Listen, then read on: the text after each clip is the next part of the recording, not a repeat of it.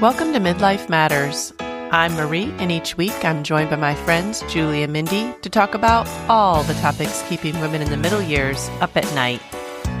Today we're talking about how we can use our gifts and talents to make a difference in the world, and also how we can find our genius zone. Let's get started.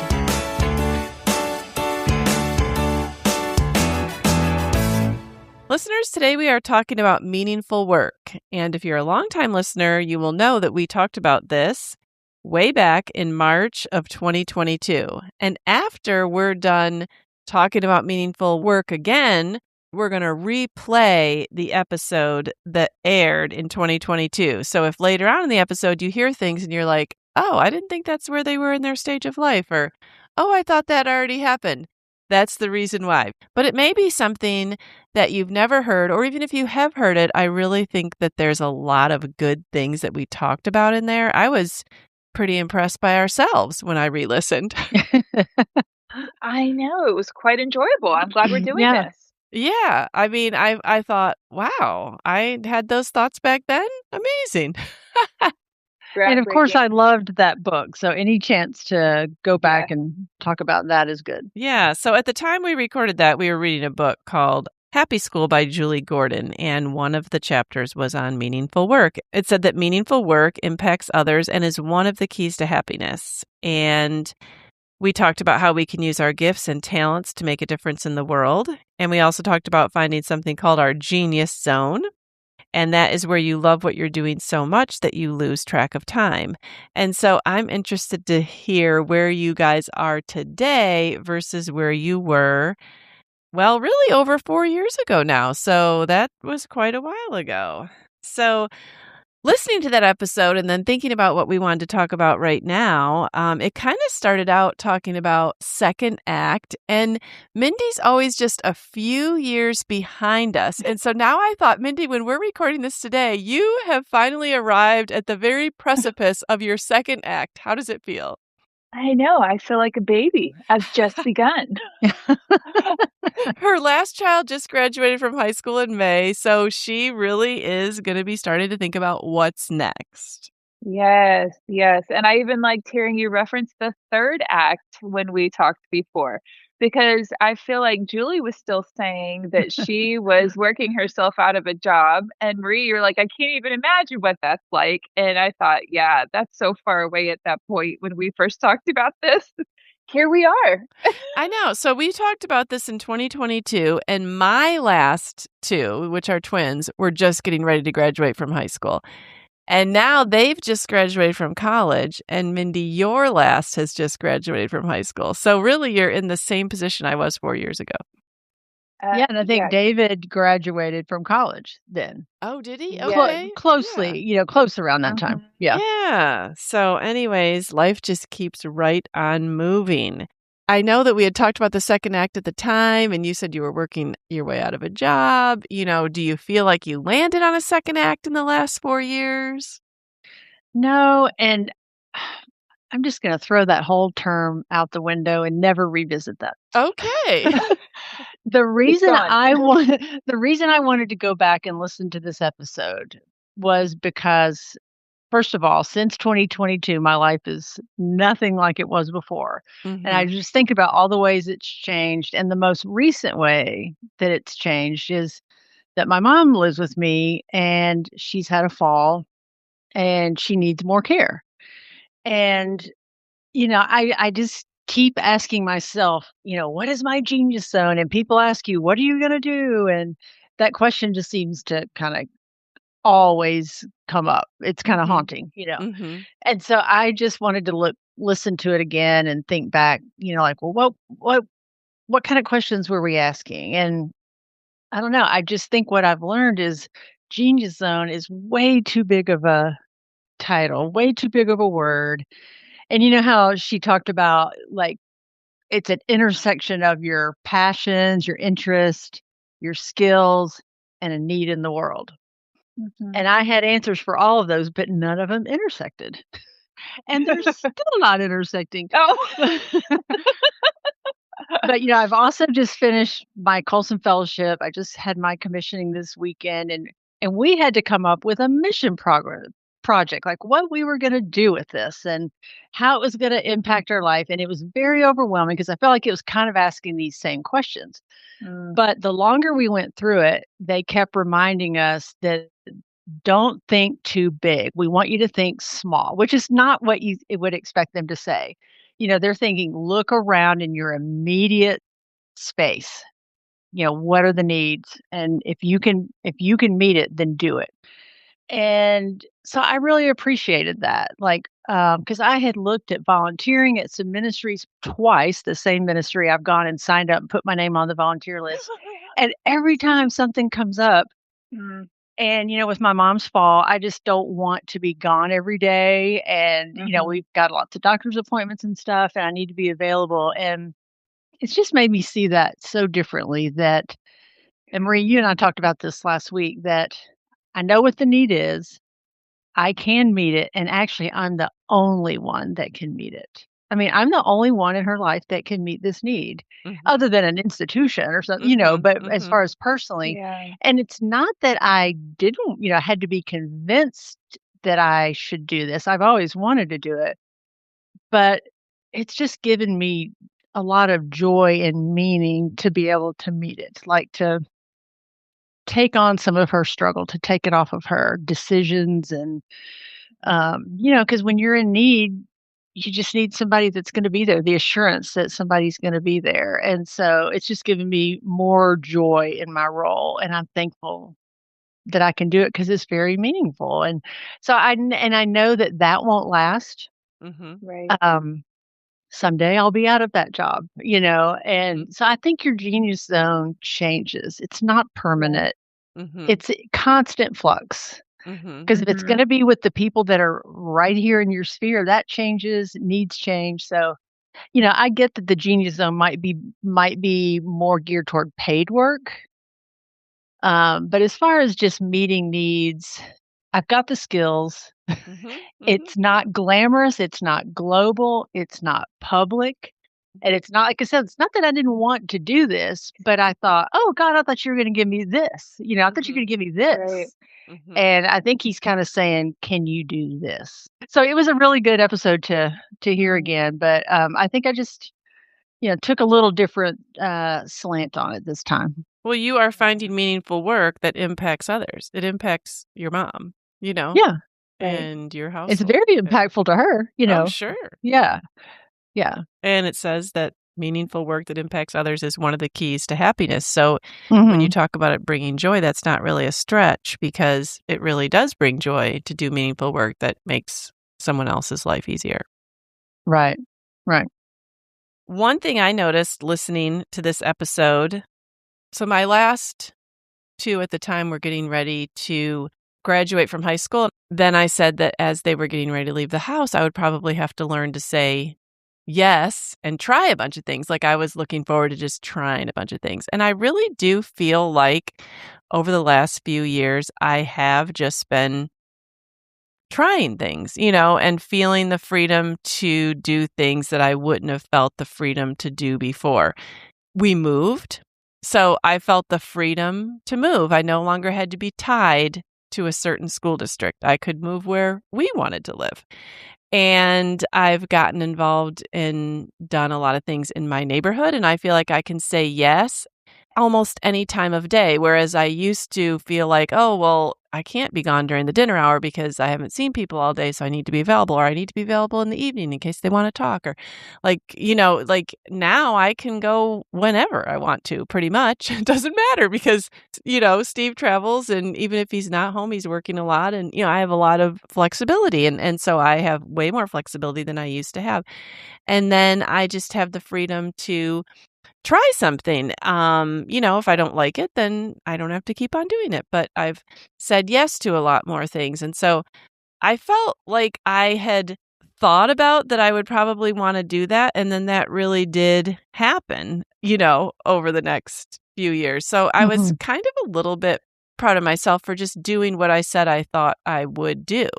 Not just immediately deciding, okay, well, this is what I need to be doing, but that I can dabble and try things and feel freedom in that.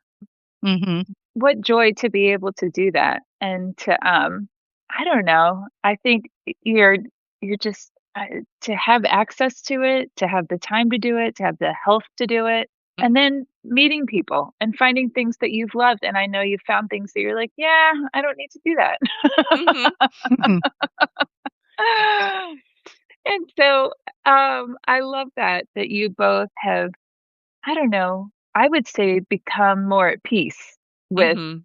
where you're Yeah. at. It's kind of what I hear. And I think that that's probably how I feel is, in my own situation. As I listened back, I was really surprised at my story of my son with the Xbox. I thought, "Who was that? Oh, I remember."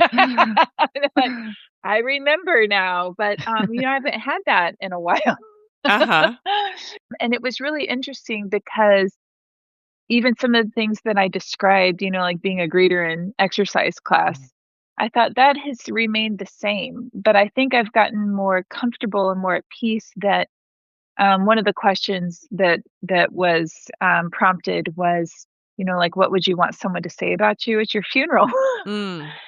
And that struck a chord with me because I would want somebody to say she was kind. Mm. She saw Mhm. me. She was a good friend. She was encouraging. She was joyful. She made my life better. And those are the things that really fuel me. Those are things that bring me joy. And so Bryce teases me that I'm really kind of adverse to making money. Um, he said, "You're just so energized by all the things that don't make money." He said, I get that. this is so funny to me. So, I do actually, have a job and I work, all of 2 hours a week right now because I teach 2 fitness classes, and I was really excited to have added that in since we recorded this before Mm. because that Mhm. really is that 2 hours a week. I'm in a place that I would say this is my genius zone. I'm not Mhm. paid much. It's a small class. I'm Mhm. able to offer some exercise, but it always turns into friendship. It always turns into helping people connect. It always turns into trying to make somebody live their life better, a Mhm. little healthier. If they say, "Wow, my doctor noticed I had more flexibility." I thought, "Wow, like that's amazing." I Mhm. just it's something that I would do and not get paid. Yeah. um, and so, and then I do absolutely love volunteering at our crisis pregnancy center. And so I feel like my life is very maybe small, but very meaningful, because I like being there for my husband and my children, and they call and I'm available. Mhm. And to me, that's always been a priority of mine is to raise the next generation. I'm okay with that. I think the older Mhm. I get, I'm okay with that. Mhm. As the girls were getting off to leave for college, I was thinking I had to have, like, important work, like a job title or, like, what am I doing? Like, people have to be impressed by it.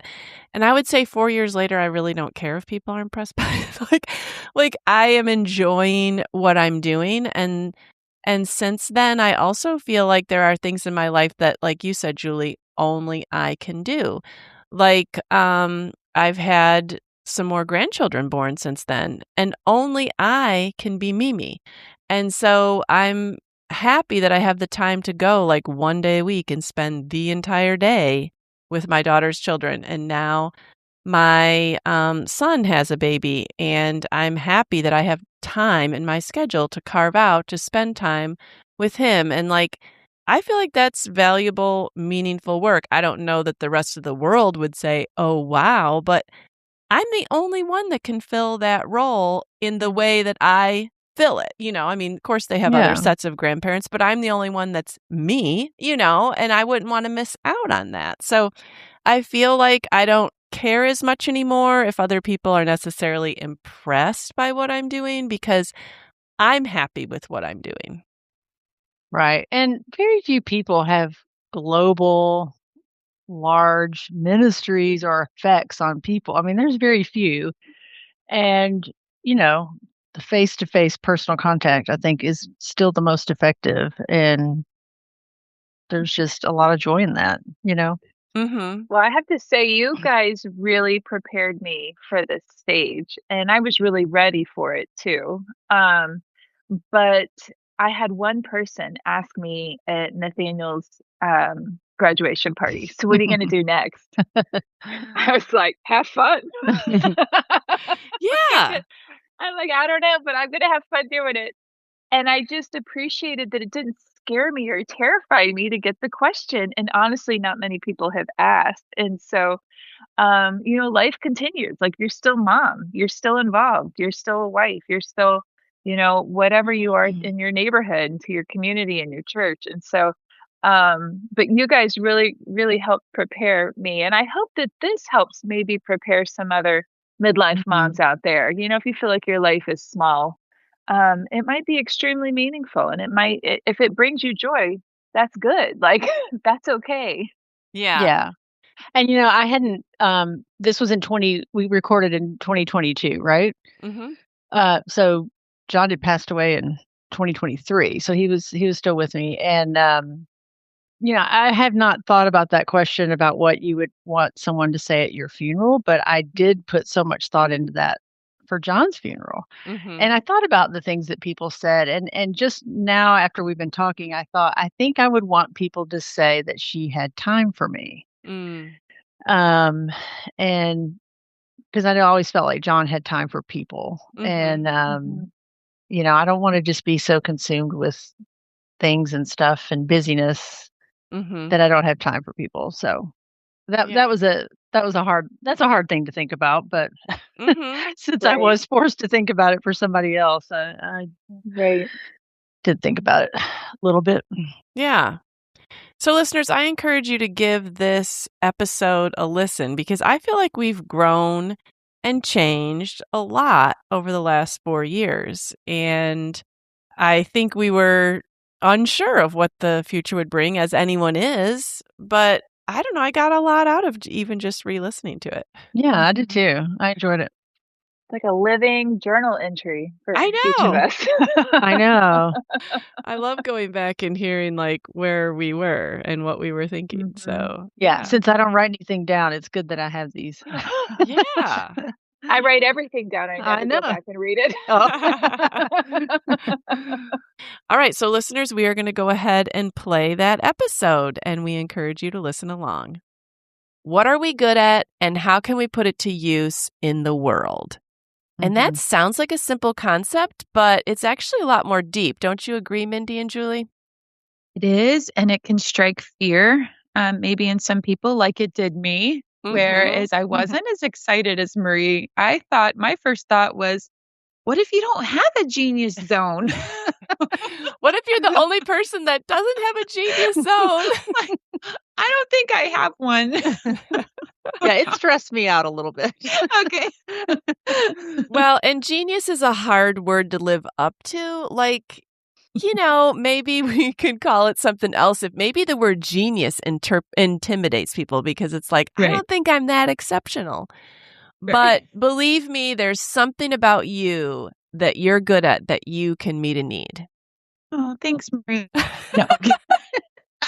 I could think of it as just being in the zone. You know what I mean? Like Yes, working that's where everything, I think Julie Gordon said, like where all the rockets are firing. You know what I mean? Like, right. Mm-hmm. Right. Right. And this is something you really have to look internally. You cannot find this by looking at somebody else at all. Mm-hmm. no. Mm-hmm. Well, why do we even need to find our genius zone? Why do we even need to be working on something, Julie? Because, I mean, at this point, can't we put our feet up and just have ease and constant pleasure? Obviously, I'm speaking facetiously, but there is that myth that ease and constant pleasure are the secrets to our happiness. And do you guys believe that or not? If you don't believe it, why? Well, I think as Americans, it is easy to believe this. It's kind of built into the American dream. Like if you work hard, you finally reach a point of ease and leisure. And you can even see that like in the living for the weekend mentality. It's like, I'm going to put in these 5 days and then it's my time. Mm-hmm. And I don't know that I would have said I believed that necessarily, but I think I've lived that way. Mm. Like even in the Christian world, like if life is good, then you're doing everything right. Or if things are going badly, you want to get it back to normal. Like ease and comfort is the normal. We've Mhm. normalized that, Mhm. like it's the way it's supposed to be. Mhm. Right. I definitely related with this so much. I underlined so many of the different things that were in the book that talked about this.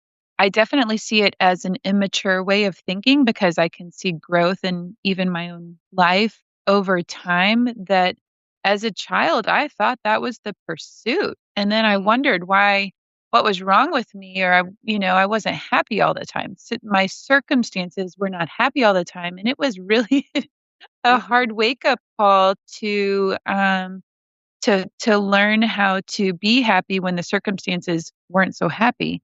Mhm. But this is also this chapter was so fitting in multiple conversations with my children in general, but one son in particular who struggled with being upset or angry whenever Mhm. he played the Xbox. And Mm. this might be hard to relate to, or you might be a mom out there struggling with this too. But it was something that the conversation was, this is something you're choosing to do with your free time, and it's not making you happy. And so we ended up taking the Xbox away and seeing this child now he's filled that time, that space, after having conversations of being more purposeful with his free time. He's been a much more joyful, happy child by actually practicing for the ACT, keeping his room cleaner, Mm. holding him to a higher standard with his bathroom. And that goes against all Mhm. efforts, like that goes against your thinking that you think I have free time, I'm going to do something fun. Yet Mhm. it was making him angry. Mm. And by asking even my own child to to more, to asking him to meet a higher standard, he's getting more creative in Mhm. his in essence free time, and he is so much happier. Right. Yeah. I think we see in the world that this myth doesn't hold up because when you see the super rich, sometimes they are the most messed up people. And sometimes they go after the weirdest and weird and more weird things because after a while, just normal things don't even satisfy or please Yeah. them anymore. And they just become more off the trail and more off the trail. And I can remember, I don't know if it was Bill Gates or somebody else, but like different rich people you'll read about in magazines where they say, like, I'm not giving my wealth to my children.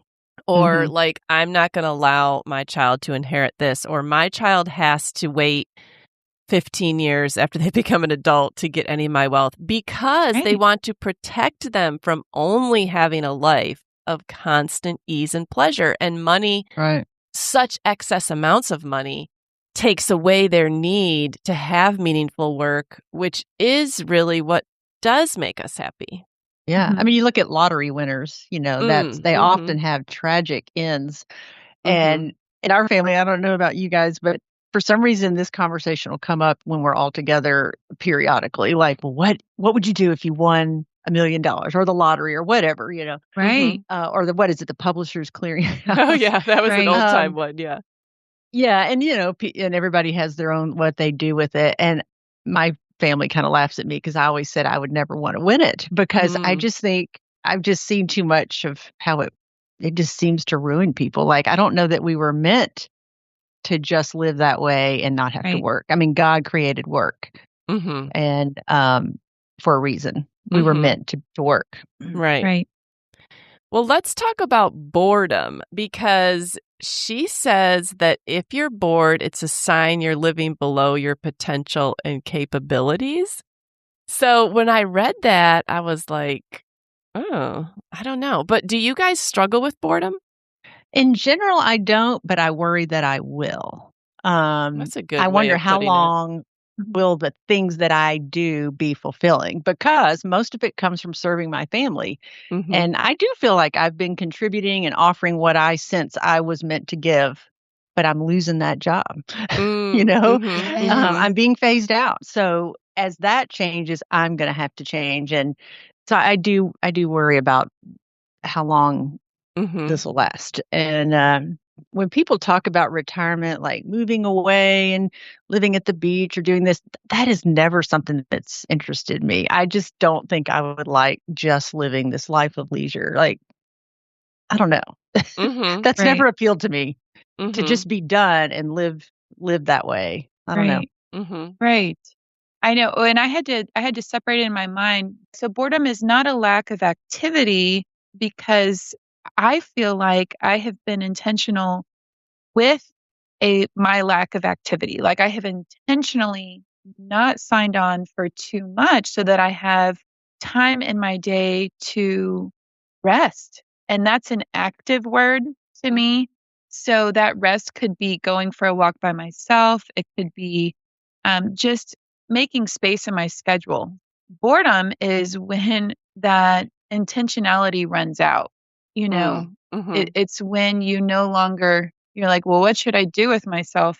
There's nothing Mhm. Mhm. like I'm not feeling fulfilled Mhm. in whatever you're doing. Yeah, you could be busy and bored. Right. Right. Yeah. Well, when I saw your question, Julie, do you struggle with boredom? I thought, I really don't struggle with boredom. Like, I can always find something Mm-hmm. to amuse too. myself, think about, project to work on, something I'm interested in researching, whatever. But the second part of the question, if so, it's a sign you're living below our potential and capabilities. I was wondering if other people, and I don't know why I always go back to other people. Mm-hmm. I know you guys don't struggle with this, but I wonder if they would say what you're doing would be so boring. So is your potential that small? Do you guys get what I'm saying? Like you don't have potential, like I don't have a Like, genius zone. well, no, but like Yeah. it says if you struggle with boredom, and I think sometimes most people might struggle with boredom being at home. So they would say like your potential must be really low, because if you're not struggling with boredom in that, then like, are you just like one level above a slug? Like this, Like you couldn't be is the the kind, CEO of a corporation. yes, like or this you is the kind of thought that pops into my head. So first of all, Marie, anybody that's ever met you would never think that, because you have made being at home a business. You have made it your work, just like I feel like Julie and I have as well. And I think there was even a book out there that I remember I had some friends go through it. It was too self-help for me, so I never read it. But it was something about making your workplace at home, or anyways, that may ring a bell for somebody.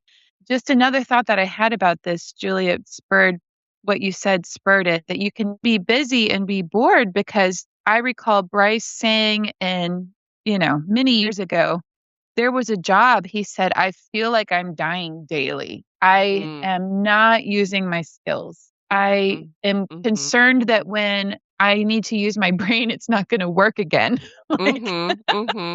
And he was actively working like 65 hours a week. And so you can be very busy and feel that way. Yeah, I think she said being in the wrong job, not using your gifts and your potential, is like pushing a cart uphill. Oh, yes. Yeah. It feels a lot heavier than it needs to.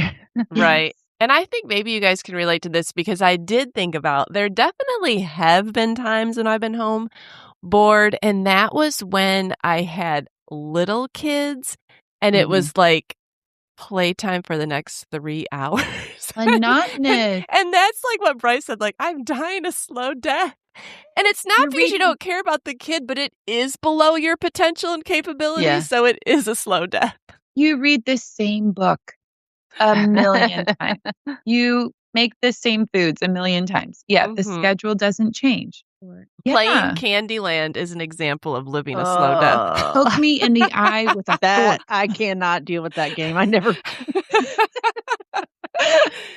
So I guess no matter what job you have, there's probably aspects where you are dying of boredom, but maybe that shouldn't be the all day, every day. Right. Right. Well, the author had us do an exercise where we created a list with 3 columns. So skills, interests, and need in the world. And this is our genius zone. And this is one of the best rooms to move into. It's a healthy escape. Now, I definitely love the concept of this. I'll just, give a spoiler alert. I did not find my genius zone this month. I did write down my skills. I did write down my interests. I didn't know if I really found a need in the world that like the triangle all came together or whatever the shape would be, like they didn't all intersect in a space that I felt like, oh, there's my answer. But I still think the exercise is valuable. And like you said, Julie, it's kind of an ongoing exercise. And so, maybe you'll get there. But how did you guys do with the exercise? Yeah, I was able to list a full column of interest, Mm-hmm.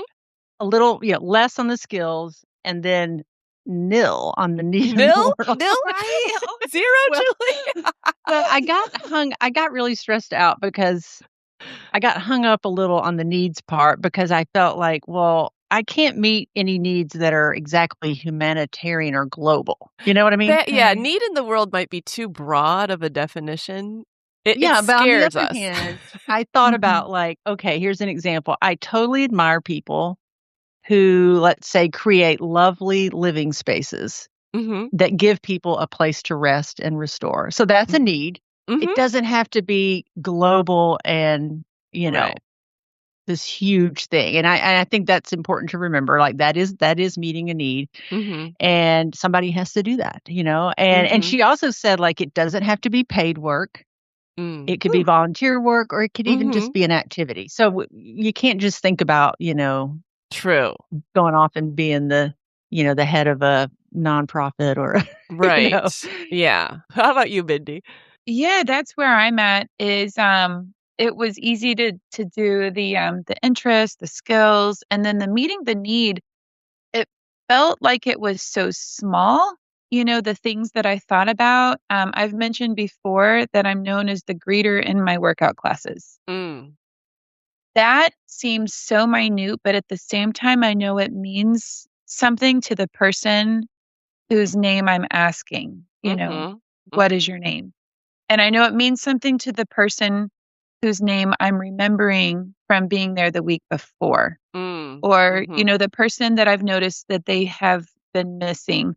And so that was something I did actually end up writing down. I was, because I have been on in situations in groups before. As I'm going to meet with the group, I feel so inadequate because it's not a skill set that I'm actually thinking, what am I good at? Because I feel completely inadequate when it comes to what we're about to talk about. And so I think that, it's good to kind of do things like that sometimes. But for me, the what I'm meeting in the world feels so little that sometimes I question it. One easy thing for me to say is, yes, I know something about working out and being healthy. And so even if that happens one person at a time, I guess that's where I'm at.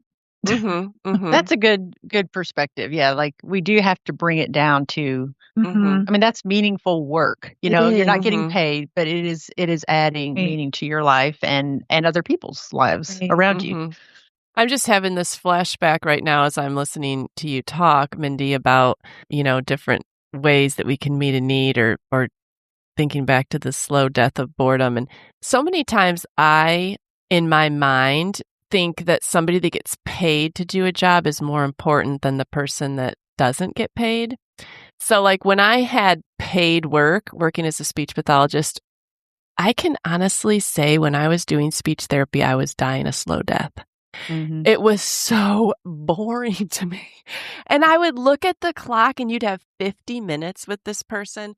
And it's not that we weren't doing things together. And it's not even that I didn't see them improving, but it did not, what did you say, Mindy, like fire all your cylinders? Like it did not make me feel like I was in the zone. And even though I was being paid good money and I was using my education and it was somewhere where you might walk out of the room and get props because patients might be like, oh, thank you. And, family members might be like, look at you as an expert in an area. I still was dying a slow death in that therapy room.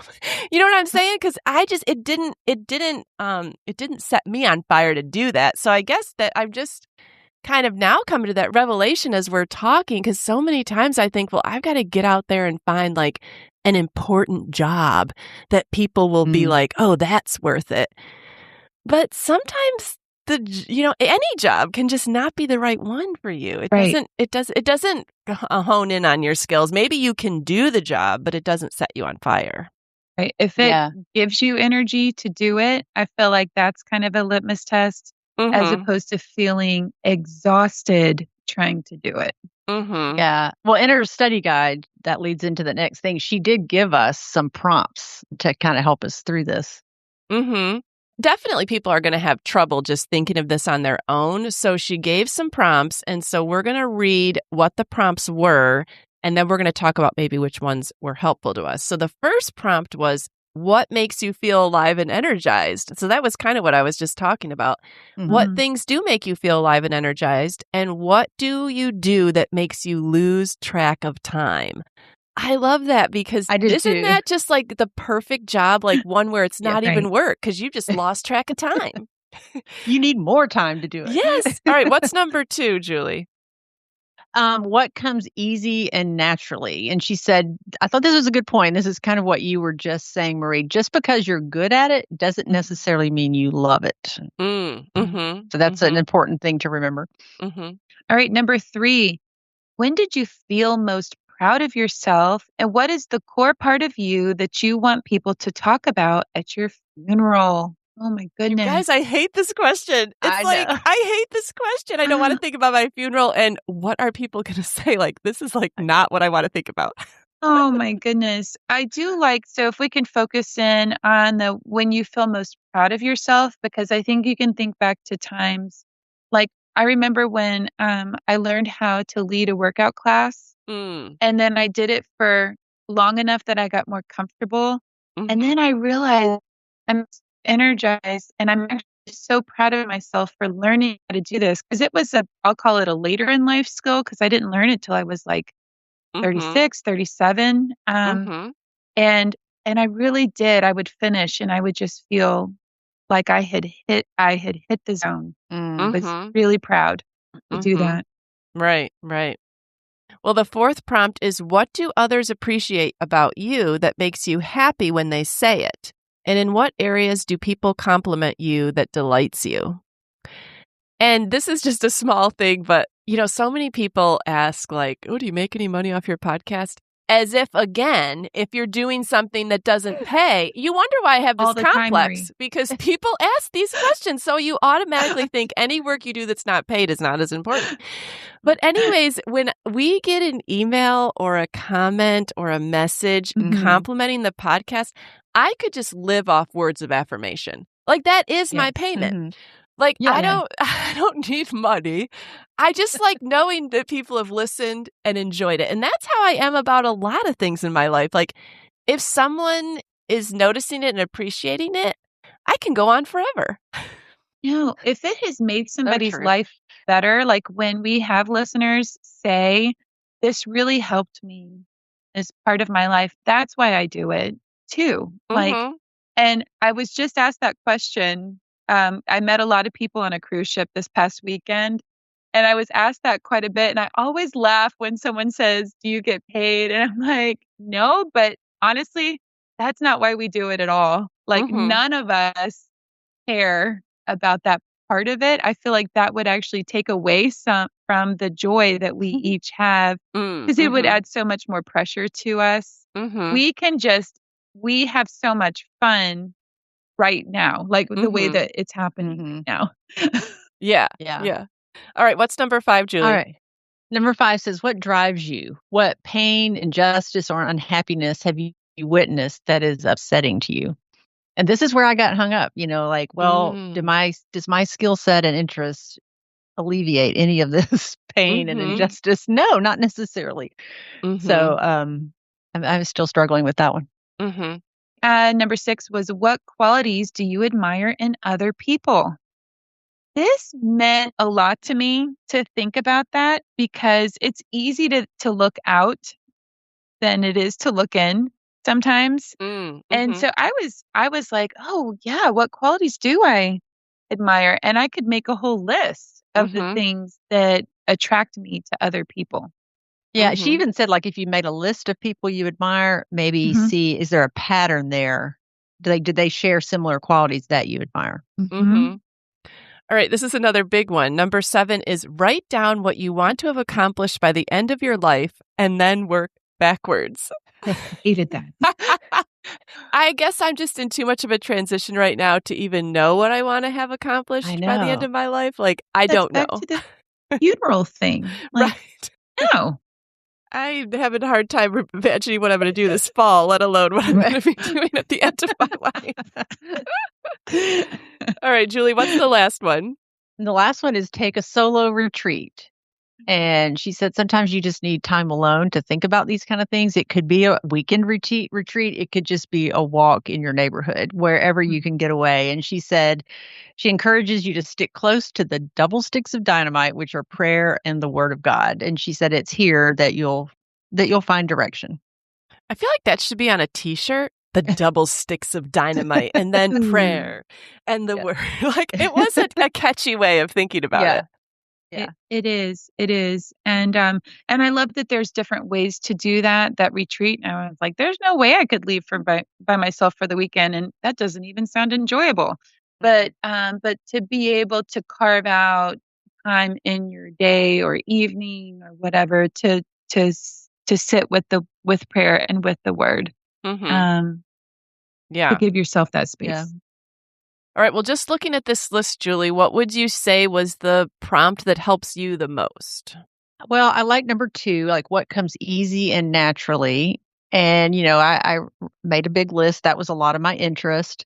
But I also heard her say, it's because you're good at it doesn't mean you love it. And that was, I went into pharmacy originally because I was good at math and science. And it served its purpose. I worked in that field for 10 years, but I actually talked with Julie Gordon, the author, about helping me find my genius zone, and she said, "Oh, I just don't think pharmacy is it for you right now." And I've had Mm. so many people tell me that, like, you need to use your gifts. You need to do something creative. Mhm. And I think, that pharmacy fit a need at one Mhm. point, like an income, Mhm. and it was helpful to the world, but I Mhm. don't think right now that I love it enough to do Mhm. that. Mhm. What was the prompt that helped you the most, Mindy? I think I'd have to go back to number 1 because the making me feel alive and energized, because I could go through a list of activities that I have done in the past and I could kind of pinpoint the end result of those activities, but I have to couple that with what others appreciate about me and Mhm. compliment me about, because that helps solidify whether I'm meeting a need or not in somebody else's life. Because if it's only a need for me personally, I'm not gonna continue it as much as I would when I feel like I'm actually making a difference in the world. Mhm. And I would put this on me, not somebody else may feel this way. I needed to know I could make a difference in the world, not just in my own family, Mm. but in somebody outside of my family. Mhm. Mhm. And because for many years, it really was in my home where I was needed.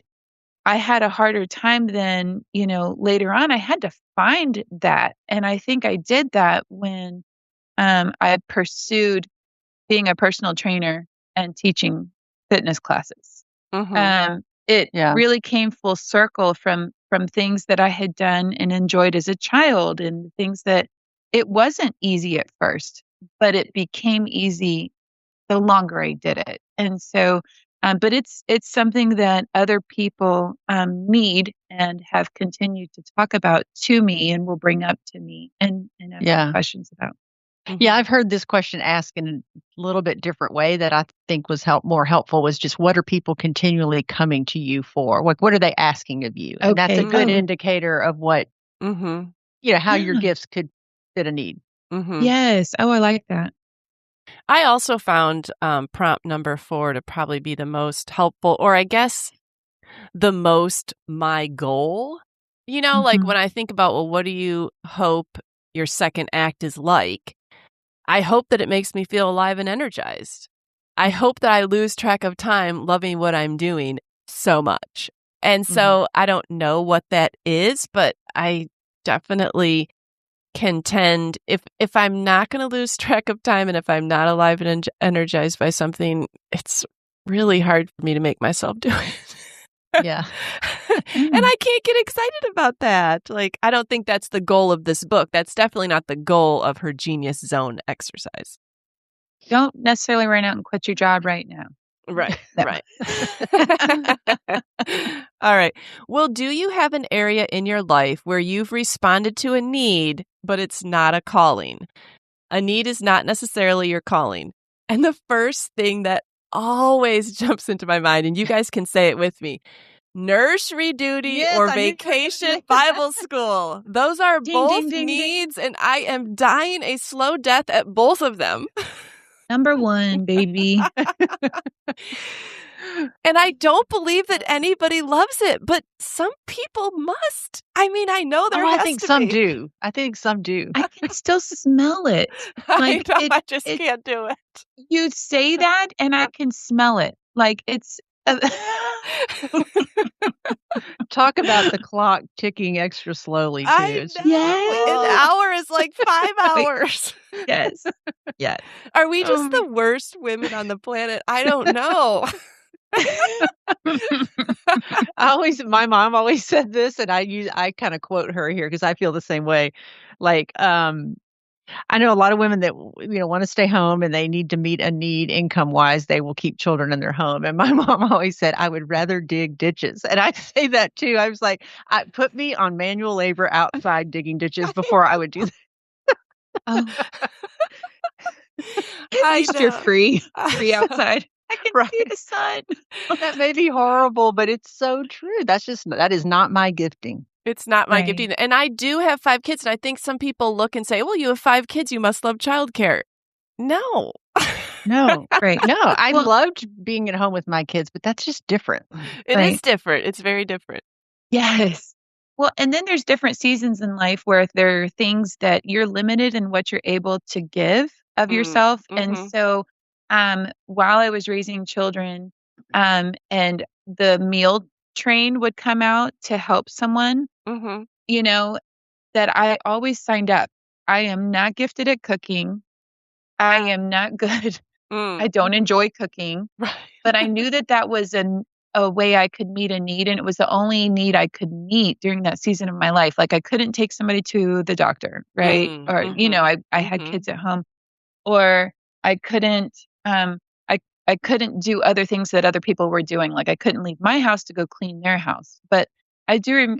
There's just things that that, okay, I can do that right now. Like, I can go shovel her driveway after the kids go to bed at night Mm-hmm. because she needs that. Mm-hmm. But I can't give her anything else. It's not Right. it's not a calling. It's not a gift set. It was just like, I can actually just do that. And we all need to do those things. Like, if we said no to everything that wasn't our calling, I mean, there's a lot of crappy jobs out there that just have to Yeah. get done, and someone has to step in and do them. And if there's nobody Right. that feels a calling, then someone's just going to have to step in and do it. Girl, I am not called to clean the toilet, okay? Right. But I'm cleaning my toilets. Right. Right. Yeah, I think there's lots of menial tasks outside of our genius zone. I don't think that's Yeah. what she's really talking Right. about. I think she's just saying, Mhm. like, don't make someone else's need, if it's not your calling, your life's work, maybe, Yeah, she said many other people will try to sign you up for their calling. Mm-hmm. Yes. Yeah, So- that's true. That's definitely true. All right. Well, how well do you set goals? And does this come naturally? And Mindy, like, I don't know. I feel like you might have a hard time setting goals. I feel like you've said that before. Not that you have a hard time meeting goals, but maybe that you have a hard time getting what Yes, they are. I yes. don't know. I have 2 major thoughts about that. First, I have been very, very firm about I do not fall into the setting New Year's goals because I knew I would fail. So I don't even set them. Mm-hmm. And then the other thought is sometimes I can't set a goal because goals sometimes feel so big. And so I have to say this, like, a goal, I've had to come to the realization in my own life, it needs to be very small. Now, it's still called a goal, but for some reason, setting goals sounds like it needs to be, I'm going to climb Mount Everest. Well, no, I can't set those goals in my life. I would never get there. So I actually am able to set goals. And I realized I actually set goals every single day when I make a to-do list. I set goals every single week when I think, well, I'm not sure when I'm going to get that done, but I need to get that done. And so I needed to change my own mind about what setting goals looked like so that I felt more positive about it. And when I realized I was actually meeting goals and then exceeding my own expectations, I became very excited to set more goals because I knew I could reach them. I'm not good at setting lofty goals. And I don't know why I feel like goals have to be lofty. But I'm not good at, like, I think, was that even big enough to be a goal? Like, we need another word, Mindy. Like you said, goal's not the right word. Like, there needs to be an in-between word, maybe. Okay, so you feel the same way. You hear goal and you think. Yes. I mean, I feel like a goal has to be like, mark off 10 things on my bucket list, or hike Mount Everest, or go around the world in 80 days. Like, something that people are going to be impressed with. Finishing the washing, drying the laundry, folding it, and putting away. That's a goal. Yeah. Hard in my life. Yeah. Any words of wisdom, Julie, for us? Yeah, Julie, I know you said you hate books about habits. Well, I hate books about goal setting. Oh, do you? I just, like something it just overwhelms me. I feel bad that I am not a goal setter. Like, I don't sit down once a year and write out, you hear about the 1-year goal, the 5-year goal, the 10-year goal. I have none of that. And yet it really perplexes me because, like you said, Mindy, I'm glad you said this. I make a goal every day. I make a to-do list. I even make a weekly to-do list. And if I'm planning a vacation, it's very goal oriented and I have it down to the T. I work backwards and plan it out to achieve what I want to achieve, but I guess it is that I don't set lofty goals. And, I'm not thinking about what people are going to say at my funeral. And so I feel a little guilty in that. And, but I like that she said setting goals is a learnable skill and that it's not about being brilliant, but people who have serious goals and use discipline to hammer away at their goals, those are successful people. And I was just reading Psalm 90 this morning, and I loved this because Moses said, "Teach us to number our days aright." And because our days are numbered and our life is short, we do need to be thinking about what we want to accomplish in our lifetime, and that we want for them to count as effective and productive. So that is biblical to think about that. I just don't have it in my head how to. I think for me is I don't even know what I want. If somebody said you need to be this in 10 years, boy, I could lay out the plan. I really could. Yeah, if you give me a goal to reach, but I don't have an internal goal maybe that can even think of. Like if somebody says I want to go to London and have fun, well, I've got you. I can do that. I can figure that out. Yes. But I don't know, if you don't even know where you're going, it's really hard to make a plan. Oh my gosh. My husband is genius at this and has been for years. We are so totally opposite. And he's still he'll have charts.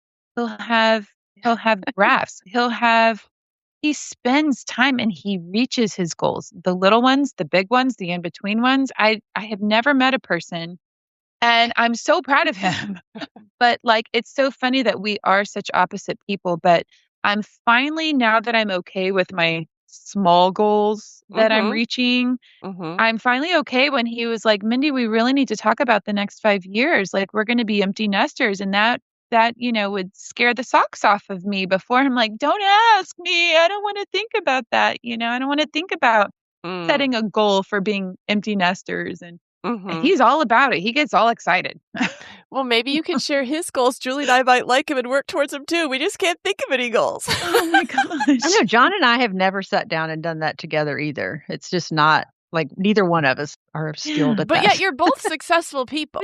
So I know I know he's got them in his head. He just doesn't write anything down. Yeah. But when she says that you have to, or that people that set goals are successful people, I take a little I'm a little skeptical of that because I think that there are plenty of successful people that don't have the 1 year, 5 year, 10-year goals. Maybe they just have pervading principles. I think that's maybe what I have more is like principles that I just see everything through or work towards. And so maybe, I don't know. That Well, and again, if you're accomplishing those little goals every day, maybe that's what it takes. I think we should talk about two things she mentioned here. Okay. She used a term called eat your frogs every day. Did y'all notice that? Yes. I'd never heard of that. And she said a frog is just anything unpleasant but necessary. So she said you just have to eat your frogs every day.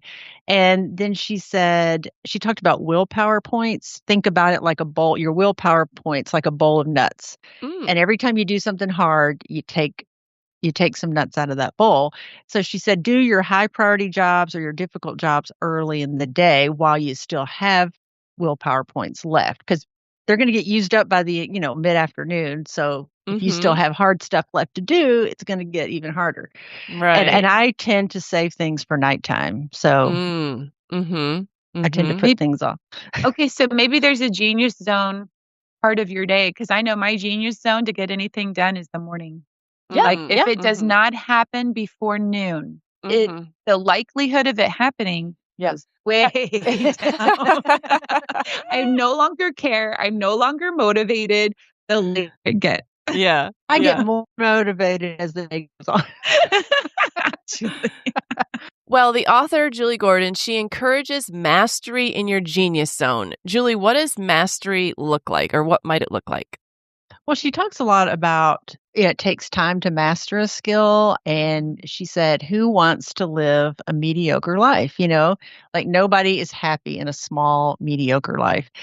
And when I talked to her about this, I told her I had lots of interest, and she says, that's great, but that could also be a hindrance. Like until you narrow it down, you're going to be really scattered. And I kind of feel like that's how I am. Like I'm always trying something new and it's fun and it's great, but I've not found something that I'm willing to put in the long hours and the work to master it yet. I kind of still just want things to come easy. Yes. Like to be all fun, and I just haven't found something I want to commit to yet. And I think, once I find that, I might need to take some classes or study or talk to people in that field, like kind of to get my focus and learn more about it and put it into practice. I didn't identify my genius zone, but those principles are good that we might have some learning to do. Yeah. One of the things that she talks about in the book is narrowing our focus. And so do you have trouble saying no? Do you have a new commitment to say no to some activities so that you can say yes to the ones you want to focus on? I think that's one of the goals of this chapter, was just kind of to get us to narrow our focus. So after she said that to you, Julie, after she said, well, you might be kind of scattered, did you feel some motivation then to start saying no to maybe some of your lesser interests? Not really. Okay. Because I don't feel like I've found the thing yet. Okay. And so, but I do understand the concept of, if you want to master something, like a concert pianist probably doesn't play racquetball or tennis because they might hurt their hands. You have to say no to things to say yes to others. So I totally get the concept. I just am not there yet. And I feel like I'm still in the tryout stage. Sure. Right. Yeah. Right. Yeah. That's the point in my life where I'm at. Do I have trouble saying no? No. And so I know that one of my things, a genius zone for me, I've mentioned it, just teaching workout classes. I do intentionally leave time for that in my schedule. It is a part of my day. It's a part of my planning process because I know this needs to be a part of my life, even if it's smaller sometimes and, bigger at other times. Yeah, I was thinking about narrowing your focus, and I kind of feel like with all my kids leaving this fall, everyone will either be married or in college. I kind of feel like as my kids have gotten older, I've narrowed my focus more and more. Like I almost used to do way more when they were smaller. And then as you have teenagers and as Steve travels so much, I've narrowed my focus, and I feel like I've had such a narrow focus for a number of years now because I've been trying to focus on my teenagers, be available when they're available, and like freeing up Steve to be able to travel for work so that I take care of everything here. Like, I feel like I've been saying no and narrowing my focus so much that in the fall, when I maybe have more time to say yes to things, I think I'll probably be like Julie, like saying yes to everything. And then maybe I will narrow, you know, again. But it's almost like you said, like I need to be in the tryout stage. Like I need to just be able to be free to try things because at this point in my life, I have not really been free for a number of years. Great point. So I do know how to say no. I think what I actually probably will need to learn to do in the fall is to say yes and then yes say again. no. Yes. Yes. Yeah. You are absolutely right about that. Well, this was definitely a worthwhile chapter. If you're reading the book along with us, I would love to hear from listeners if you did this exercise. You can email us at midlifematterspodcast@gmail.com. You can come and find us on Instagram at Midlife Matters Podcast. You can message us there. I would love to know, did anyone find their genius zone? Because I know we do have people reading along with us. And what is your genius zone? Yeah. And I will say this has brought up some neat conversations. I mentioned earlier my son with the Xbox. Well, that same son is really starting to think about the future right now also. And he even asked, you know, how did dad decide on the career that he's in? Because it was literally this activity that we've just talked about. Bryce and I did this for his career when we were newlyweds. And so this was his story, his career path, and choosing the career that he's currently in was on purpose after being so unhappy in a job.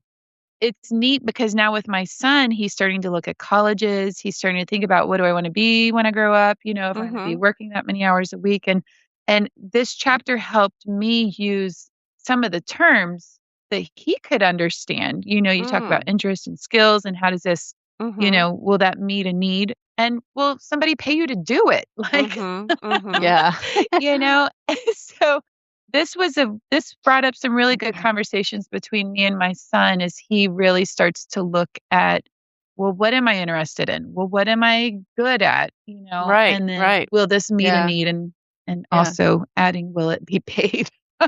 Yeah. You know, I have prayed this verse for each of my children and even in-law children.